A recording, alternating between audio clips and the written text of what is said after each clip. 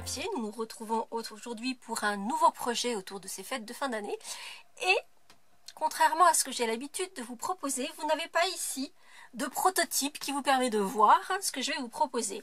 Cela dit, si vous êtes passé sur le blog, vous avez déjà vu plein de photos et vous avez la petite miniature de cette vidéo, donc vous savez déjà ce que l'on va faire. Mais compte tenu de l'ampleur de ce projet, je ne l'ai pas multiplié. Et par contre, je me suis un petit peu avancée sur certaines choses pour pouvoir vous montrer des choses avancées. Je vais vous montrer les différents éléments au cours de cette vidéo. Donc le but, c'est de faire un sapin de l'Avent, donc un calendrier de l'Avent en forme de petit sapin, avec plein de petites boîtes tout autour que l'on va ouvrir au fur et à mesure des jours. Nous sommes le 27 décembre, donc il reste encore 3 jours pour pouvoir réaliser notre petit calendrier de l'Avent en forme de sapin. L'idée que je trouve très sympa, c'est qu'on va pouvoir personnaliser notre calendrier de l'Avent, mettre vraiment les petits cadeaux que l'on a envie d'offrir. En l'occurrence, moi je vais le préparer pour mon mari. Donc il aura et des petits chocolats et d'autres petits cadeaux qui ne sont pas à manger. Voilà, ça permet de faire quelque chose. Et sans compter que des calendriers de l'Avent pour un public masculin, si on met de côté les chocolats, on n'a pas grand chose sur le marché qui nous soit proposé. Donc ça permet de faire quelque chose de vraiment très personnalisé. Donc pour réaliser ce calendrier de l'Avent, nous aurons besoin de 14 rectangles de 6,5 par 4 1/4. Vous en avez l'habitude, je vous donne les mesures que j'utilise moi pour mon projet, mais vous retrouverez sur le blog toutes les mesures avec le plan de coupe en système métrique et en système impérial, toujours en cliquant sur le petit lien dans la barre d'infos. Donc je vous disais 6,5 par 4 1/4 et ça il en faudra 14. Il vous faudra également 14 petits carrés, donc il vous faudra un petit carré de décoration pour chacune de ces petites boîtes. Ces carrés de décoration mesurent 1/3/8 sur 1/3/8.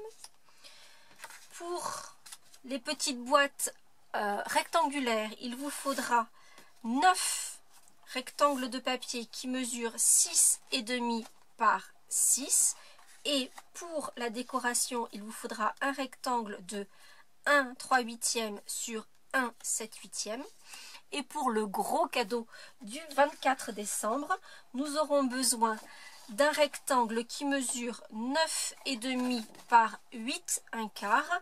Et donc là, il y en a un seul exemplaire. Et nous aurons besoin de 4 panneaux décoratifs qui mesurent 2 1/8 sur 3 1/8. Nous aurons également besoin de 2 cercles. Alors en l'occurrence, si vous avez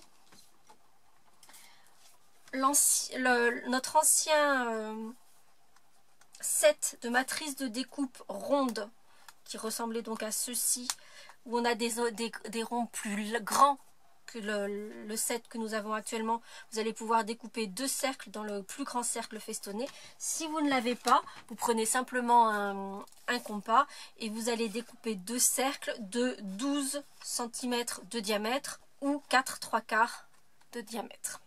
Nous allons d'abord commencer par réaliser nos petites boîtes, donc les petites, les moyennes et les grosses, et nous allons faire les lignes de marquage sur chacun de ces 3 modèles. Pour cela, comme je suis en système impérial, je vais utiliser ma planche de marquage, et c'est vrai qu'elle est très utile parce que on va quand même faire 14 petites boîtes identiques sur le petit format, 9 identiques sur les boîtes rectangulaires. Donc pouvoir marquer vos papiers assez rapidement, pouvoir placer vos petits repères qui vous permettent de le faire là encore assez rapidement, ça peut être quand même un gros avantage. Pour nos petites boîtes cubes, qui ressemblent donc à ceci, nous allons marquer notre papier. Alors là, je suis allée un peu vite, j'ai déjà marqué, mais on dirait que ça ne serait pas sur le papier et je le fais avec vous. Donc, on va marquer notre papier à 1,5, à 3, à 4,5 et à 6 pouces. Nous allons retourner notre papier en mettant la petite bande étroite en bas. Et nous allons marquer notre papier à 3/4, à 2 1/4, à 3, mais alors pour la ligne de marquage à 3, on ne va pas marquer jusqu'au bout, on va s'arrêter sur les 3 premières lignes. Donc on va marquer sur les 3 premières bandes et on ne marque pas sur les 2 dernières bandes. Donc on s'arrête sur la ligne de 3 à la 3e ligne de marquage et on va marquer à 3 quarts. Ça c'est pour notre petite boîte. Pour nos petites boîtes rectangulaires, nous allons prendre notre papier sur le côté qui mesure 6,5 et nous allons marquer notre papier à 1,5, à 3, à 4,5 et à 6.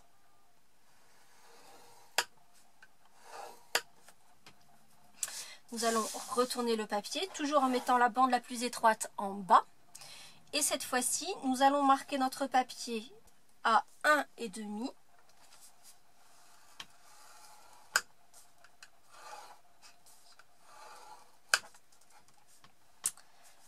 à 4,5.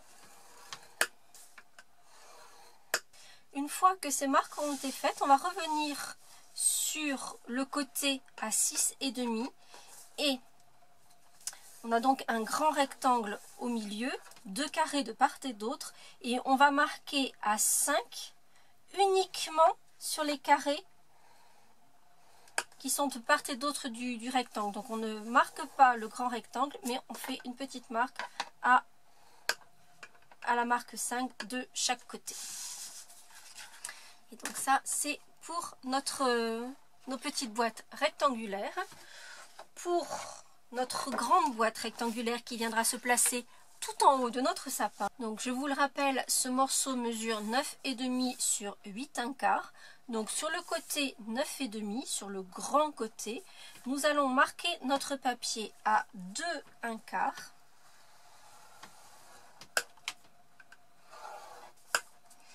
Puis à 4,5. À 6, 3 quarts,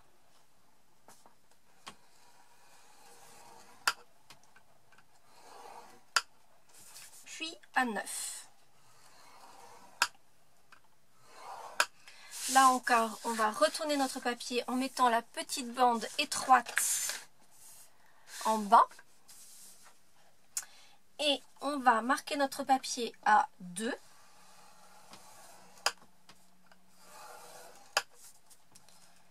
À 5,5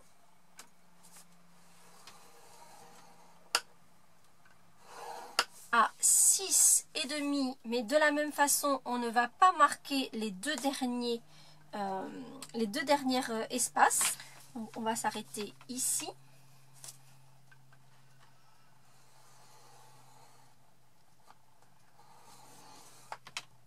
et à 7 3 quarts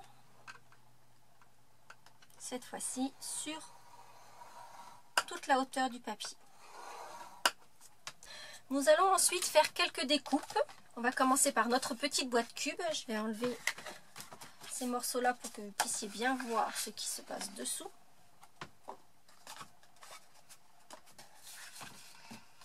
Donc sur cette petite boîte cube, nous allons d'abord en bas couper sur toutes les lignes jusqu'à la première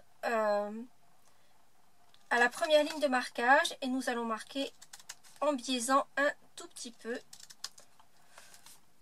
de façon à faire des petits trapèzes. Le petit rectangle qui se trouve complètement sur l'extérieur, quant à lui, va complètement partir.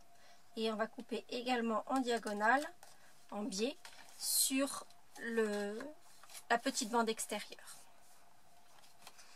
Sur l'autre bande fine qui se trouve sur le côté droit, nous allons couper en biais sur ce panneau-là et enlever tout ce qu'il y a au-dessus.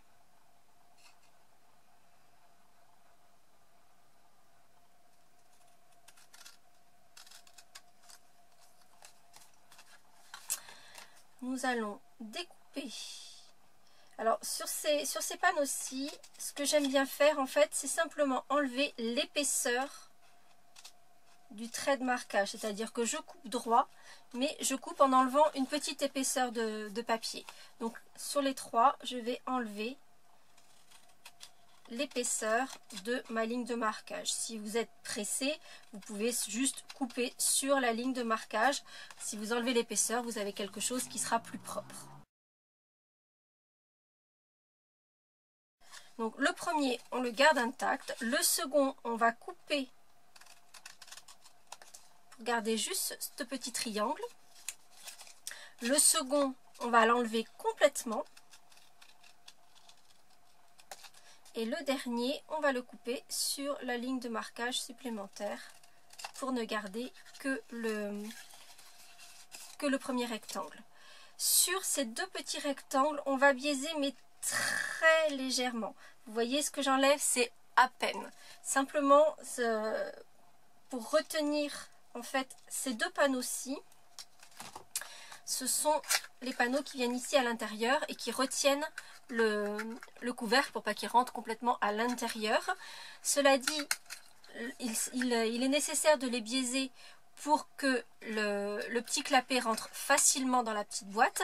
Mais si vous les coupez trop, le clapet ne va pas être retenu et il va remonter tout seul. Donc c'est vraiment important de biaiser, mais de façon vraiment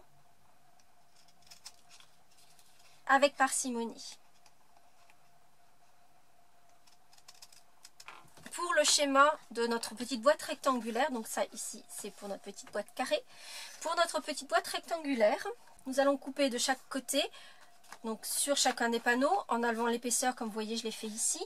Par contre, sur ce carré où on a la petite bande rectangulaire qui vient à côté, on ne va surtout pas couper sur entre le carré et cette petite bande, on va les laisser associer tous ensemble. Par contre, on va découper sur la bande suivante, donc le long du petit rectangle, la petite bande de rectangle. Donc vous voyez, on a trois carrés, un carré plus le petit rectangle qui va à côté, et on va couper ici et on va biaiser juste le petit rectangle qui est en fait un onglet d'assemblage. Donc vous voyez, on a trois carrés et le dernier carré qui est poursuivi de ce petit onglet d'assemblage. Et on va faire exactement la même chose de l'autre côté.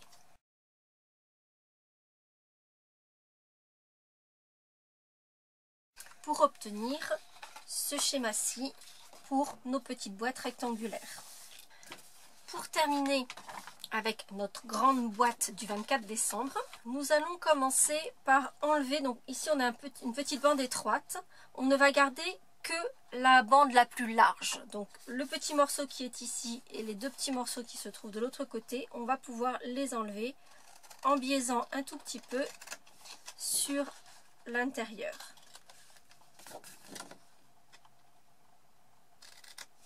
En revanche, sur ce panneau-là, donc où on a un carré avec une bande au-dessus, on ne va surtout pas biaiser parce que là c'est le couvercle, donc on veut le garder intact, on va couper bien droit.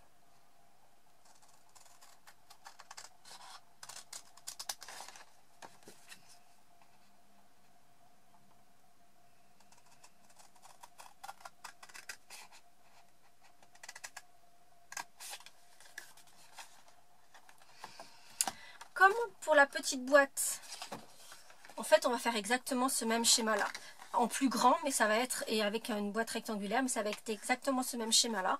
Donc ici on va couper en biais, et de ce côté-ci on va garder le petit clapet pour retenir. Ici on enlève tout le morceau et ici on garde ce petit clapet.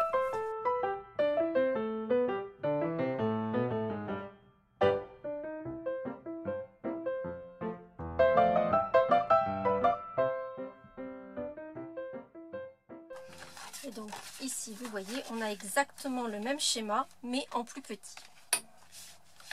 Pendant que nos boîtes sont encore à plat, on va apposer le petit panneau décoratif. C'est beaucoup plus simple de la poser quand les boîtes sont à plat. Alors petite astuce que j'ai déjà faite sur la petite boîte cube et la petite boîte rectangulaire. Sur tous mes panneaux, j'ai pris mon marqueur noir et j'ai coloré la tranche de mes panneaux décoratifs. C'est quelque chose que je fais régulièrement. Si vous me suivez, vous en avez l'habitude. C'est ce qui va donner la petite touche de finition impeccable où on ne va pas voir l'intérieur de votre papier, donc qui est blanc.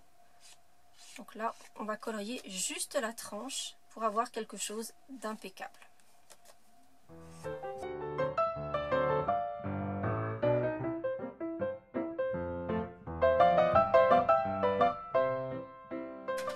Comme vous aurez pu le constater, j'ai encore utilisé ce set de papier que j'aime vraiment beaucoup. Si vous ne l'avez pas encore compris, c'est que c'est la première vidéo que vous visionnez de ce que j'ai fait, parce que c'est vraiment un set de papier que j'adore.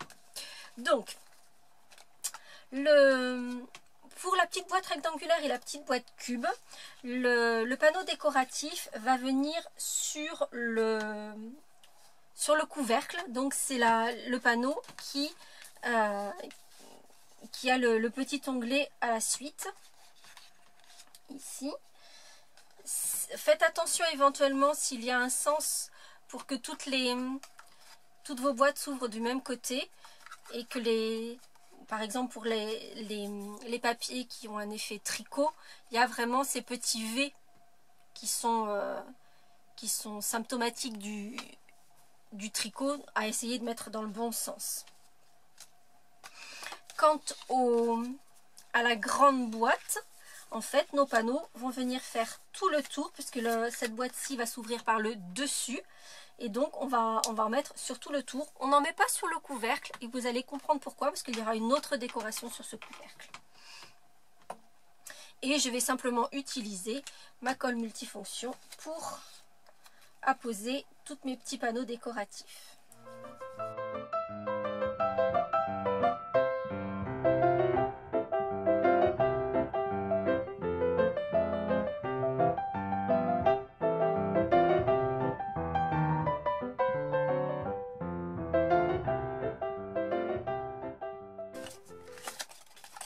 Puis nous allons assembler toutes nos petites boîtes. Donc d'abord la petite boîte cube qui, soit dit au passage, est parfaite au niveau de son format pour accueillir un de ces chocolats des ambassadeurs, comme dirait l'autre. Donc vous voyez de quoi je veux parler, c'est pile poil la bonne taille. Donc ici on rassemble, on met le couvercle, ce qui nous donne en plus, ce qui nous permet d'avoir la bonne forme pour le carré. Et ensuite, on va simplement utiliser notre colle multifonction et mettre un petit peu de colle sur chacun des rabats.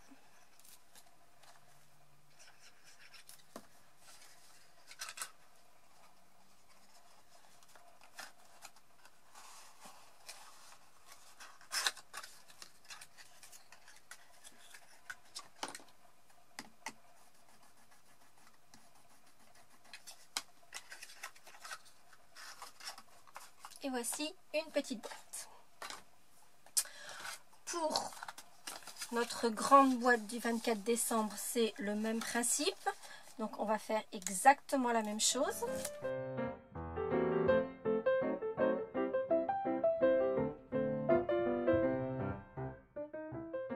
Juste pour le petit point de détail, comme on a coupé notre petite encoche, je vais remettre un petit peu de noir sur l'encoche pour que l'on ne voit pas l'épaisseur du papier qui est visible du coup du fait de l'encoche que l'on a coupé. Et on a donc d'abord nos petits cubes, ensuite notre grande boîte du 24 décembre. Pour les petites boîtes rectangulaires, c'est un petit peu différent puisqu'en fait la boîte va se fermer comme ceci. En fait la boîte va s'enrouler sur elle-même et va être fermée par les côtés. Donc ce que l'on va faire, c'est qu'on va mettre notre boîte en place comme si elle était montée, puis on va fermer nos éléments des côtés. Ici on a le petit morceau avec le rabat qui va venir à l'intérieur, qui va faire que votre couvercle ne rentre pas à l'intérieur. C'est ce morceau-là que l'on va garder pour la fin, que l'on fermera en dernier.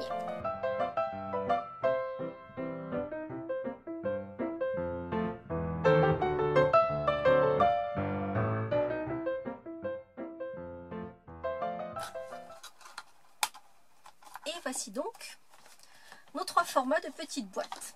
Une fois que toutes nos petites boîtes sont faites, je vous rappelle qu'il s'agit d'un calendrier de l'Avent, donc il va falloir y apposer des petits numéros.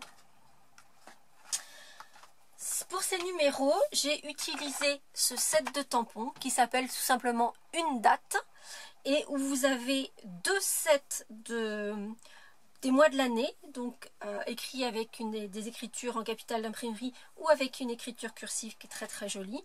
Vous avez les jours de la semaine, on a les saisons, printemps, été, automne, hiver. On a des petits calendriers complets du 1er au 31 en tout petit format si vous voulez faire des petits calendriers complets, voire des calendriers perpétuels. On a toutes les dates du 1er au 31. Puis on a des petits mots en le, avec les 2 petits points, le, au, heure, coucou, jour, il était, à, 2. Enfin voilà, le coucou existe en capitale d'imprimerie et en écriture cursive. Je dirais que c'est un set qui est utile à vie. On veut envoyer un carton d'invitation pour une fête, une fête d'anniversaire.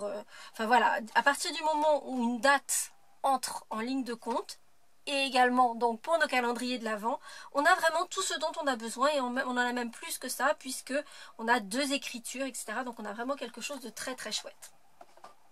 Pour celles d'entre vous aussi, celles et ceux d'entre vous qui font des vraies pages de scrap, c'est-à-dire avec des photos, etc. pour agrémenter vos pages de scrap et pouvoir mettre des dates à vos photos, c'est vraiment impeccable.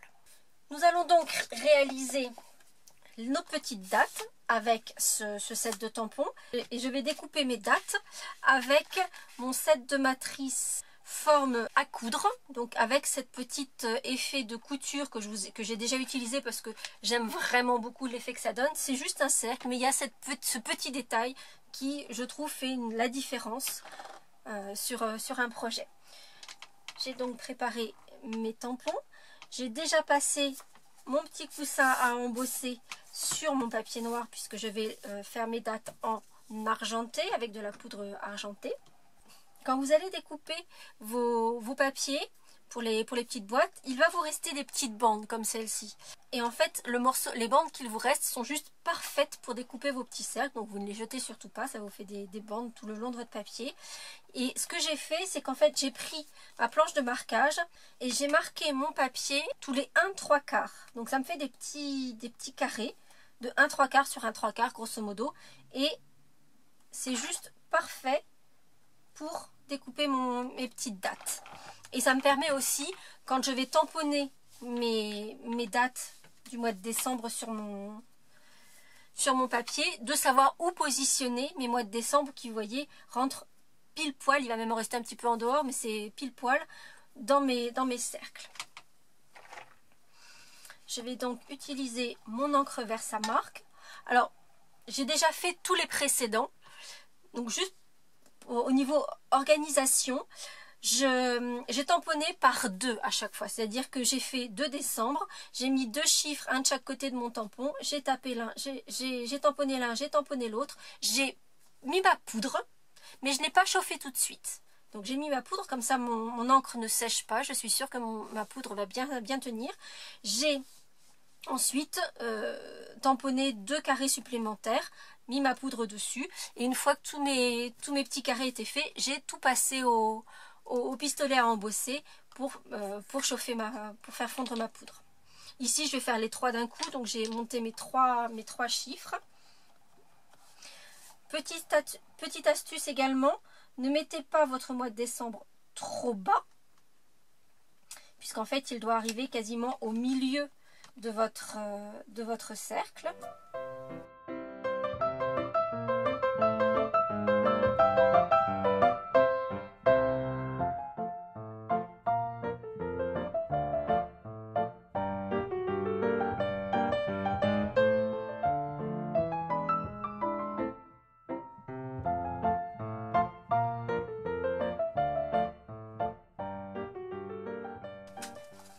une fois que j'ai toutes mes petites dattes, je passe juste mes mains dessus pour enlever la poudre du petit coussin à embosser et que mon noir retrouve son aspect bien noir. Et je vais simplement apposer mes dattes avec une petite mousse 3D au dos de chacun de mes cercles. Évidemment, le 24 va revenir sur la plus grande des boîtes. Donc on va placer le chiffre sur le panneau qui porte la petite encoche pour l'ouverture.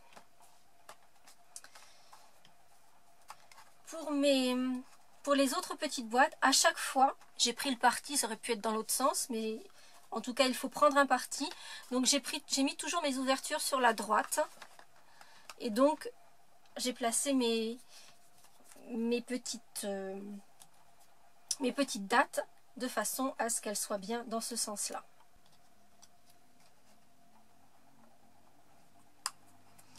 Petite subtilité, pour 2 de vos boîtes rectangulaires, alors toutes les autres vont venir se placer à la verticale sur votre sapin. En revanche, il y en aura 2 qui vont venir en haut et qui seront placés à l'horizontale avec la grosse boîte par-dessus. Et donc, pour 2 de vos boîtes rectangulaires, il faudra placer votre date de façon à ce qu'elle soit visible à l'horizontale. Il s'agit maintenant à présent plus que de monter votre sapin. Et c'est là que vont intervenir vos 2 grands cercles. Alors j'ai pris un petit peu d'avance, mais je n'ai pas terminé pour pouvoir vous montrer. Donc j'ai pris un premier cercle. Alors mon astuce pour arriver à bien placer tous vos petites boîtes. Première chose, j'ai pris les petites boîtes cubes 2 par 2 et je les ai assemblées l'une avec l'autre. Donc simplement avec de la colle multifonction. J'ai mis de la colle sur le sommet d'une première boîte et j'ai assemblé la seconde par-dessus en prenant bien soin qu'elles s'ouvrent toutes les 2 du même côté. Donc j'ai mes ouvertures qui sont toutes les 2 du même côté sur mes 2 boîtes et je les assemble l'une avec l'autre. Ensuite, donc j'ai fait ça avec chacun de mes couples de petites boîtes cubes. Ensuite, ce que j'ai fait, c'est que j'ai pris un pot de confiture, tout simplement, et je l'ai placé au centre de mon cercle. Et en fait, ça va me servir de guide. Alors, les boîtes ne sont pas complètement collées contre le pot de confiture, mais ça me permet d'équilibrer et de pouvoir placer toutes mes petites boîtes autour de ce guide. Je vais d'abord les placer sans les coller. Je vais juste faire mes petits assemblages de 2 cubes. Je vais toutes les positionner autour en alternant un assemblage de 2 boîtes cubes et une boîte rectangulaire. Je vais bien les positionner de façon à obtenir un joli cercle. Et une fois que tout est bien en place, je vais simplement mettre un tout petit peu de colle, une barrette au dos. Donc vous voyez, le devant est ici. Je mets la colle sur le fond et je vais placer mes petites boîtes sur leur cercle. De façon à obtenir mon cercle complet. Ensuite, je vais mettre de la colle non pas sur mon 2e cercle mais sur les petites boîtes directement puisque vous le constatez, le cercle dépasse. Ici, il n'y a rien qui le soutient. Donc, je vais mettre la colle de la même façon en fait que sur le bas. Juste ici sur l'intérieur de mes petites boîtes.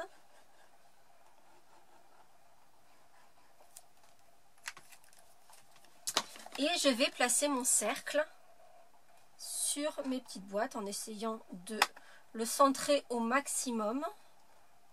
Même si ça n'est pas une science exacte. Voilà, je vais essayer de bien les centrer. Une fois que le premier étage est fait, on va pouvoir monter le 2e étage. Et là, je n'ai strictement rien fait, donc je vais tout faire avec vous. Alors, pour ce deuxième étage, comme pour le premier d'ailleurs, donc j'ai mes deux petites boîtes qui vont être tout en haut, donc avec leur positionnement à l'horizontale. Celles-ci, je les mets de côté. Donc là, cette fois-ci, je vais avoir 3 boîtes rectangulaires et 3 sets de 2 petites boîtes cubes. Ces deux-là. Ici, on va mettre ces deux-là. Et sur le dernier, hop.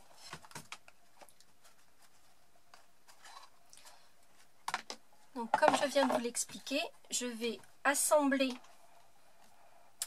les petites boîtes cubes 2 par 2 et je vais ensuite les positionner bien en rond et les coller sur le cercle, donc de façon à ce qu'elles soient bien mises en place. Ensuite, je viendrai positionner mes deux petites boîtes horizontales, mes deux petites boîtes rectangulaires horizontales que je vais venir poser comme ceci sur l'étage précédent.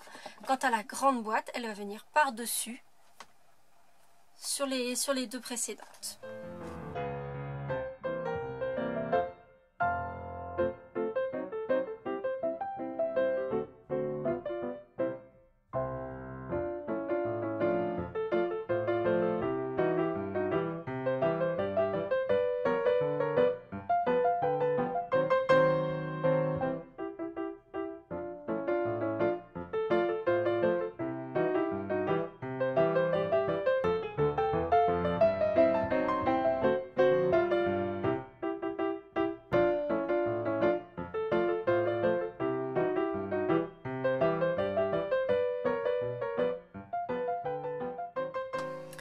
Après réflexion et pour plus de solidité, j'ai finalement coupé un cercle pour placer au-dessus de mon deuxième étage avant de placer les deux petites boîtes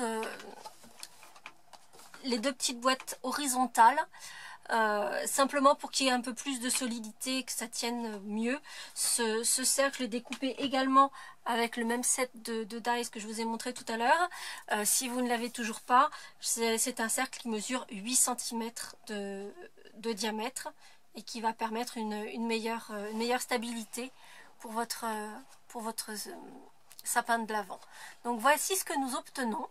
Je trouve que ça fait vraiment quelque chose de très joli, mais vous en conviendrez, il manque quelque chose ici. Et donc on va faire une petite décoration supplémentaire, sinon il aurait au moins fallu mettre un panneau décoratif comme on l'a mis sur les autres. Moi j'ai décidé de faire quelque chose d'un peu différent. Et pour cela je vais utiliser notre perforatrice nœud en kit. Donc j'en ai déjà fait un, il m'en faut un deuxième que je vais faire avec vous. Je dois donc découper 2 fois les éléments de cette perforatrice dans mon papier à motif.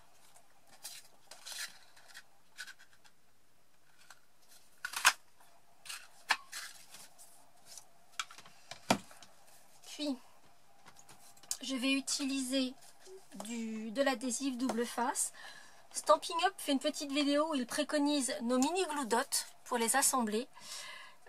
Si vous m'avez suivi, vous avez certainement vu qu'en fait, me trouvant à court de mini glue dots, il a fallu que je trouve une solution alternative. J'ai donc utilisé mon ruban adhésif double face et il s'avère qu'en fait je préfère nettement cet adhésif parce qu'il est beaucoup plus fin et donc permet quelque chose, comme il y a beaucoup d'éléments qui vont être collés les uns sur les autres, ça permet quelque chose de plus discret. Comme je l'ai fait sur tous mes éléments de papier à motif, je vais recouvrir la tranche de mon papier sur toutes mes petites découpes.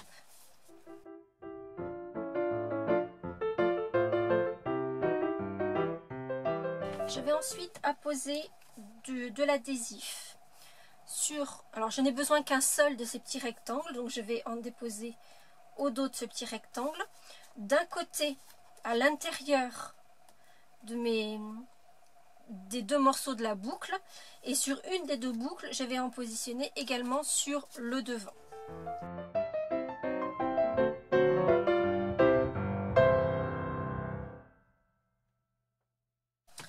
Pour procéder à l'assemblage, je vais d'abord prendre mon plioir et je vais donner la forme aux deux parties de boucle de mon nœud.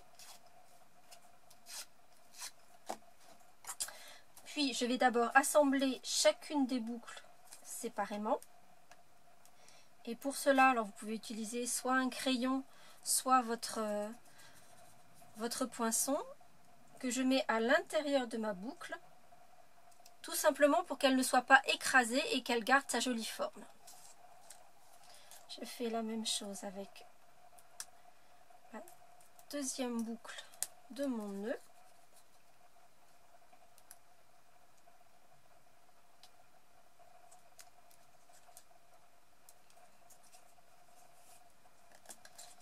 Puis je vais assembler ensemble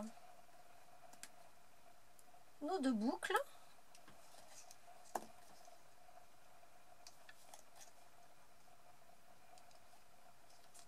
Et pour finir, je vais mettre le petit rectangle au centre de mon nœud.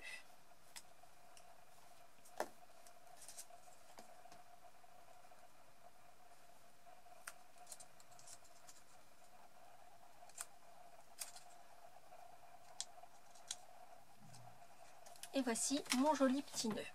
Une fois vos deux petits nœuds faits, alors vous avez le choix. Soit vous pouvez assembler toutes les petites queues de vos rubans en croix, comme ceci.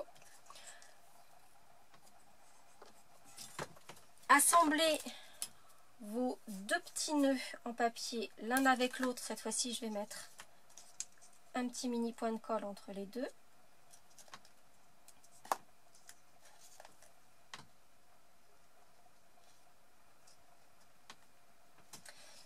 Et vous pouvez placer votre double nœud sur les pans de ruban placés en croix, ou vous pouvez simplement mettre le petit ruban, le double nœud sur le haut de votre boîte, dans la mesure où, en ce qui me concerne, c'est un calendrier de l'Avent pour un homme.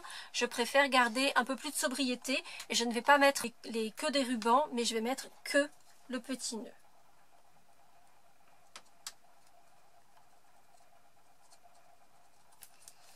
Et je vais le placer avec de la colle multifonction sur le sommet de mon sapin de Noël. Et voici donc notre sapin de l'Avent avec toutes ces petites boîtes à ouvrir tout autour. Et évidemment, pour corser un peu la chose, j'ai pas mis les dates dans l'ordre. Il va falloir chercher où se trouve chacun des petits cadeaux du jour. Je trouve que ça fait un cadeau en soi d'avoir un joli calendrier de l'Avent sur lequel vous aurez passé du temps, donc je pense que les personnes vont l'apprécier. Pour autant, c'est réalisable en une journée. Après, il faudra trouver tous les petits cadeaux à mettre à l'intérieur. C'est peut-être pas le plus simple, l'action la plus simple de ce calendrier de l'Avent. J'espère en tout cas que ce nouveau projet vous aura plu. Si c'est le cas, vous n'hésitez pas à mettre un petit pouce en l'air et on se retrouve très vite pour un nouveau projet. À très bientôt.